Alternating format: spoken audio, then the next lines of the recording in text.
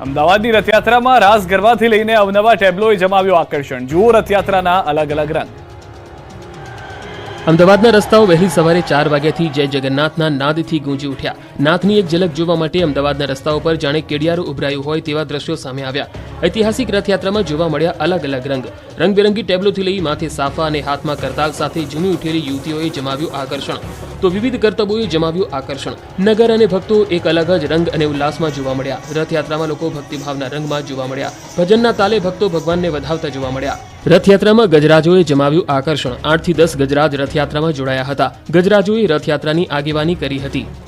રથયાત્રામાં વિવિધ ટેબ્લોએ આકર્ષણ જમાવ્યું હતું। શ્રવણના ટેબ્લોએ પણ લોકોનું ધ્યાન ખેંચ્યું હતું। શ્રવણ કાવડમાં માતા પિતાએ યાત્રાને લઈ જતા હોય તેવા વેશ સાથે બાળક શ્રવણ બન્યો હતો। તો હાલ ગ્રીન એનર્જીનો જમાનો છે તેને દર્શાવતો એક ટેબ્લો રથયાત્રામાં જોડાયો હતો। ભવિષ્યની ઉર્જા સાથેના સ્લોગન સાથે ગ્રીન એનર્જીના ટેબ્લોએ જમાવ્યું આકર્ષણ। તો રથયાત્રામાં જય શ્રી રામનો નાદ ગુંજી ઉઠ્યો હતો। રામ મંદિરના ટેબ્લોએ રંગ જમાવ્યો હતો। આ બાજુ રાધાકૃષ્ણ અને હનુમાનજીના વેશભૂષામાં જોડાયેલા ટેબ્લોએ લોકોનું ધ્યાન ખેંચ્યું। ભક્તિ જ નહીં પરંતુ વિજ્ઞાન અને સંવિધાનનો સંગમ પણ જોવા મળ્યો। તો સંવિધાનના ટેબ્લોએ પણ આકર્ષણ જમાવ્યું। તો અંગદાનનું કેટલું મહત્વ છે તેને પણ સમજાવતો ટેબ્લો જોવા મળ્યો। આ બાજુ નાસા અને ઇસરોના ટેબ્લોએ પણ રંગ રાખ્યો। બીજી તરફ રથયાત્રાના રંગમાં વિશ્વ વિજેતા ક્રિકેટ ટીમનો ફીવર પણ જોવા મળ્યો। T20 વર્લ્ડ કપ ટેબ્લો આકર્ષણનું કેન્દ્ર બન્યો। વિશ્વગુરુ નરેન્દ્ર મોદી અને યોગીએ પણ જમાવ્યું આકર્ષણ। માત્ર ટેબ્લોએ જ નહીં પરંતુ રથયાત્રામાં જોડાયેલા લોકો પણ ઝૂમ્યા। રથયાત્રામાં અવનવા પરિધાન ધારણ કરી લોકો ઝૂમી ઉઠ્યા। ઉત્તર ગુજરાતના શહેરો પણ રંગાયા ભગવાન રણછોડના રંગમાં। યાત્રાધામ અંબાજીમાં ભગવાન જગન્નાથની રથયાત્રા ધાર્મિક ઉત્સવ સેવા સમિતિ દ્વારા જય જગન્નાથના જય ઘોષ સાથે રથયાત્રા કાઢવામાં આવી। રાધાકૃષ્ણ મંદિરથી રથયાત્રા નીકળી હતી। જાંબુ કાકડી અને ફણગારેલા મગનો પ્રસાદ પણ વહેંચવામાં આવ્યો હતો। સાબરકાંઠા ઈડર ખાતે ભગવાન જગન્નાથની 26મી રથયાત્રા નીકળી। ઈડર વડાલી ધારાસભ્ય રમણલાલ વોરાએ ભગવાનની પહિંદવિધિ કરી રથનું પ્રસ્થાન કરાવ્યું। ભગવાન જગન્નાથની રથયાત્રામાં સંપૂર્ણ ઈડર શહેર બન્યું ભક્તિમય। ઈડર વડાલી ધારાસભ્ય રમણલાલ વોરા ડીજેના તાલે નાથની નગર યાત્રામાં ઝૂમી ઉઠ્યા। તો ધનસુરા નગરમાં પણ નીકળી રથયાત્રા। દર વર્ષની જેમ આ વર્ષે પણ યોજાઈ રથયાત્રા। પરબડી ચોક ખાતે આવેલ રામજી મંદિરથી યોજાઈ રથયાત્રા। ભક્તો ભગવાનના દર્શન કરી ધન્યતા અનુભવતા જોવા મળ્યા। બોટાદમાં નીકળી 27મી રથયાત્રા। વિવિધ કરતબોએ જમાવ્યું આકર્ષણ। બોટાદ શહેરના ગિરનારી આશ્રમથી ભગવાન જગન્નાથની 27મી રથયાત્રા નીકળી। આશ્રમ ખાતેથી લીલી ઝંડી આપી ભગવાન જગન્નાથની રથયાત્રાનું પ્રસ્થાન કરાવાયું।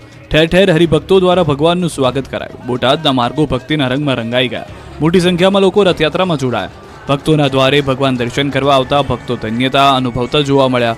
બોટાદ શહેરના મુખ્ય માર્ગ Paliyad road, station road, tower road, Gadhada road સહિતના તમામ મુખ્ય માર્ગો પર આ રથયાત્રા જ્યારે પસાર થઈ રહી હતી ત્યારે ભક્તોમાં ભગવાનના દર્શન કરવાને લઈને એક અનેરો ઉત્સાહ અને આનંદ હતો। તમામ લોકોને ઠંડા પીણા પીવડાવવામાં આવ્યા। તો જિલ્લા વિશ્વ હિન્દુ પરિષદ, બોટાદ જિલ્લા બજરંગ દળ, આંતરરાષ્ટ્રીય હિન્દુ પરિષદ, આંતરરાષ્ટ્રીય બજરંગ દળ સહિત અન્ય હિન્દુ સંગઠનો તેમજ મોટી સંખ્યામાં ભક્તો તેમજ ગિરનારી આશ્રમના સેવકો જોડાયા હતા।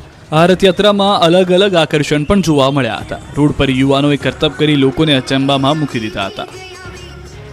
આ તરફ ડાકોર અને શામળાજીમાં પણ નીકળી ભવ્ય રથયાત્રા।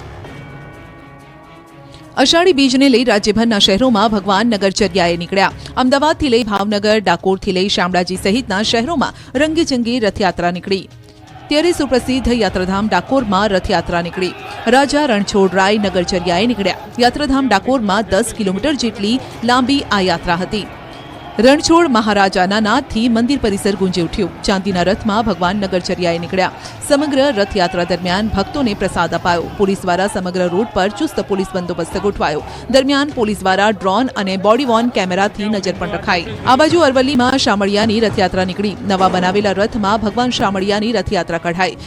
રથયાત્રાએ મંદિર પરિસરમાં 7 આંટા ફર્યા। ભગવાન શામળિયાને પણ વિશેષ સાજ સજ્જા કરવામાં આવી। અનેક ભક્તો રથયાત્રામાં જોડાયા અને ધન્યતા અનુભવી।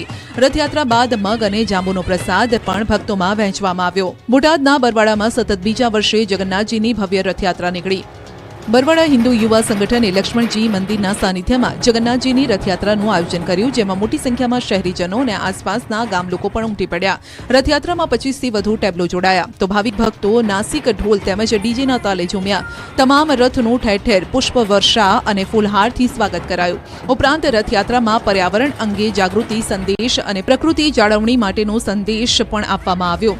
લોકોને વૃક્ષારોપણ કરવા અપીલ કરાઈ તો કોઈ અનિચ્છનીય ઘટના ન બને તે માટે પોલીસ જવાનો ખડે પગે રહ્યા. ભાવનગરના રાજમાર્ગો પર નીકળી રથયાત્રા. માજી સૈનિક સંગઠન દ્વારા રથને સલામી આપી રથયાત્રાનું પ્રસ્થાન કરાવ્યું. કેન્દ્રીય રાજ્યમંત્રી નીમુબેને રથયાત્રામાં પહોંચી દર્શન કરી ધન્યતા અનુભવી. ભગવાનના નાદથી રાજકોટની બજારો પણ ગુંજી. રાજકોટ શહેરમાં 17મી ભવ્ય રથયાત્રા નીકળી. રથયાત્રા ખોડિયાર મંદિર, કૈલાશધામ આશ્રમ, નાના મોવા ગામથી પ્રસ્થાન થઈ. શહેરના રાજમાર્ગો પર આ રથયાત્રા ફરી. રથયાત્રામાં વિવિધ પ્રકારના કલાકાર, વૃંદાવન, સાધુ સંત અને રાજકીય લોકો પણ જોડાયા. વિવિધ પ્રકારના ફ્લોટ્સ પણ રથયાત્રામાં જોવા મળ્યા. ઠેર ઠેર રથયાત્રાનું ભવ્ય સ્વાગત કરાયું. કેટલાક કલાકારો દ્વારા ભગવાન શિવના ગણ બની શિવ નૃત્ય પણ કરાયું. સાળંગપુર દાદાને 500 કિલો જાંબુનો અન્નકૂટ ધરાવાયો. પવિત્ર અષાઢી બીજના રંગમાં રંગાયા કષ્ટભંજન દાદા. પવિત્ર અષાઢી બીજને લઈ રાજ્યભરમાં ઠેર ઠેર રથયાત્રા નીકળી રહી છે અને ત્યારે બોટાદ જિલ્લાના સુપ્રસિદ્ધ યાત્રાધામ સાળંગપુર કષ્ટભંજન હનુમાનજી મંદિરે અષાઢી બીજ નિમિત્તે હનુમાનજી દાદાને વિશેષ શણગાર કરવામાં આવ્યો. અષાઢી બીજ નિમિત્તે કષ્ટભંજન હનુમાનજી દાદાની મૂર્તિને રથયાત્રાની પ્રતિકૃતિ બનાવી શણગાર કરાયો. સાથે જ હનુમાનજી દાદાને 500 કિલો જાંબુનો અન્નકૂટ ધરાવાયો. ભક્તોએ હનુમાનજી દાદાના દિવ્ય શણગાર અને અન્નકૂટના દર્શન કરી ધન્યતા અનુભવી. આ દર્શનનો લાભ લેવા વહેલી સવારથી જ ભક્તોનું ઘોડાપૂર ઉમટ્યું. વહેલી સવારથી ભક્તોની લાઈન લાગી. અંબાજીના માન સરોવરમાં પાણીની પૂજા. અષાઢી બીજને લઈ રણછોડરાયજી મંદિરેથી રથયાત્રા નીકળી. ત્યારે અષાઢી બીજને વર્ષા ઋતુ માટે નવું વર્ષ મનાય છે. આ નવા વર્ષમાં વરસેલા પાણીના વધામણા કરવામાં આવે છે, જેને લઈ અંબાજી મંદિર ટ્રસ્ટ તથા માતાજીની ગાદીના ભટજી મહારાજ દ્વારા માન સરોવરમાં વાજતે ગાજતે આવીને પવિત્ર જળની પૂજન વિધિ કરવામાં આવી. આ માન સરોવરમાં પાણીની પૂજન વિધિ કરી માંડવો અને શ્રીફળ ચૂંદડી પધરાવવામાં આવી. એવું માનવામાં આવે છે કે આ નવા નીરનું પૂજન કરવાથી વરુણદેવ રીઝે છે. સારો વરસાદ થાય તે માટે પૂજન વિધિ કરવામાં આવી. પ્રાર્થના કરાઈ. પૂજા વિધિ બાદ સુખડી અને ઘઉં ચણાના ઠોઠાનો પ્રસાદ પણ વહેંચવામાં આવ્યો. અષાઢી બીજે રાજ્યમાં વાહનોની ધૂમ ખરીદી. વાહનો ખરીદી કરવા પડાપડી થઈ. અષાઢી બીજના વણજોયા મુહૂર્તને લઈને રાજકોટ સહિત રાજ્યભરમાં નવા વાહનો ખરીદવા માટે પડાપડી થઈ હતી. આજના દિવસે રાજ્યમાં કરોડો રૂપિયાના વાહનોની ખરીદી થઈ. રાજકોટ સહિત સૌરાષ્ટ્રમાં જે કાર અને બાઇકની ધૂમ ખરીદી થઈ. રાજકોટ શહેરના અલગ અલગ વાહનોના શોરૂમ પર વહેલી સવારથી જ અલગ અલગ ટુ વ્હીલરની ડિલિવરી લેવા માટે પહોંચ્યા હતા લોકોએ પોતાની પસંદગીની ખરીદેલી કારને કુમકુમ તિલક કરી અને મુહૂર્ત કર્યું હતું. તો કેટલાક લોકોએ પોતાની દીકરીના પગલા કારના બોનેટ ઉપર પાડીને કારને ઘરે લઈ ગયા. આ ખુશીના પ્રસંગે લોકોએ તેમના જ પરિવારજનોને મોં મીઠા કરાવીને ઉજવણી કરી હતી. રાજકોટમાં આજના દિવસે ડિલિવરી મળે એટલા માટે લોકોએ 1 મહિના અગાઉથી જ બુકિંગ કરાવ્યું હતું. સમગ્ર રાજકોટ શહેરમાં આશરે 700 જેટલી કાર વેચાઈ. 800 થી પણ વધુ ટુ વ્હીલર વેચાયા. ડાંગથી મહત્વના સમાચાર. સાપુતારા ઘાટ નજીક અકસ્માત થયો છે. સુરતની લક્ઝરી બસ ખીણમાં ખાબકી છે. લક્ઝરી બસમાં 70 જેટલા પ્રવાસીઓ હોવાનું અનુમાન છે. ઘટના સ્થળે સાપુતારા પોલીસ અને 108ની ટીમ પહોંચી ગઈ છે. ઘાયલોને નજીકના પ્રાથમિક આરોગ્ય કેન્દ્રમાં ખસેડવાની તજવીજ શરૂ કરવામાં આવી છે. તો હાલમાં બસનો અકસ્માત થયો છે. ખાઈમાં પડી હોવાના દ્રશ્યો આપ જોઈ રહ્યા છો. કઈ રીતે આ અકસ્માત થયો તેની વિશે હજી જાણકારી પ્રાપ્ત નથી થઈ શકી, પરંતુ આ બસમાં 70 જેટલા મુસાફરો સવાર હોવાની જાણકારી મળી રહી છે. સાપુતારા ઘાટ પાસે જ આ અકસ્માત થયો.